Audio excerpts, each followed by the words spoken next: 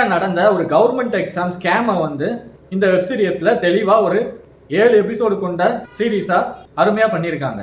அதித்தி பாலன் ஒரு பெரிய டிஎஸ்பி, அவங்கள கடத்தி ஆள் மாறாட்டம் பண்ணி துஷேரா அந்த இடத்துல இருந்து நடிக்கிறாங்க.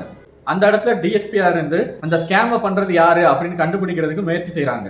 அதுவும் இந்த வெப் சீரிஸ்ல உண்மையா நடந்த ஸ்கேம்ஸை மையமா வச்சு இந்த வெப் சீரிஸ் பண்ணிருக்கிறது உண்மையிலேயே பாராட்டக்கூடிய விஷயம்.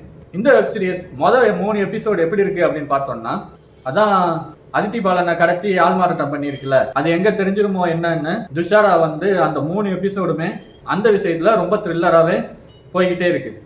அதுக்கு அடுத்து வரக்கூடிய 3 எபிசோட்ல அந்த கிட்டத்தட்ட அந்த வில்லனை கண்டுபிடிக்க நெருங்கியாச்சு. அந்த வில்லன் யாரு, எதுக்காக இதெல்லாம் பண்றாரு அப்படின்னு அவங்களோட பிளாஷ்பேக் வருது.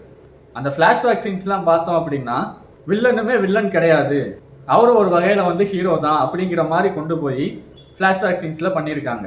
கடைசி 7வது எபிசோட் எப்படி இருக்கு அப்படின்னு பார்த்தோம்னா, அந்த வில்லன் யாரு, அதித்தி பாலன் திரும்ப டிஎஸ்பியா வந்துட்டாங்களா, துஷாரா எதுக்காக ஆள் மாறாட்டம் பண்ணி இந்த விஷயத்த பண்ணணும், எதுக்காக அவ்வளோ ரிஸ்க் எடுத்து பண்ணணும், இதுக்கு ஊடால அபாஸ் அவர் தான் துஷாராக்கு ட்ரைனிங் கொடுத்து ஆள் மாறாட்டம் பண்றதுக்கு உதவியா இருந்து எல்லா ஐடியாவும் கொடுத்து வழி நடத்துறாரு.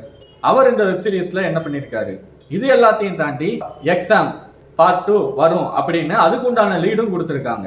இப்படி இந்த எக்ஸாம் வெப் சீரிஸ்ல அடுத்தடுத்து ரொம்ப சுவாரஸ்யமான விஷயங்கள்லாம் நம்மள உடனே ரொம்ப ரசிச்சு பார்க்க வைக்குது.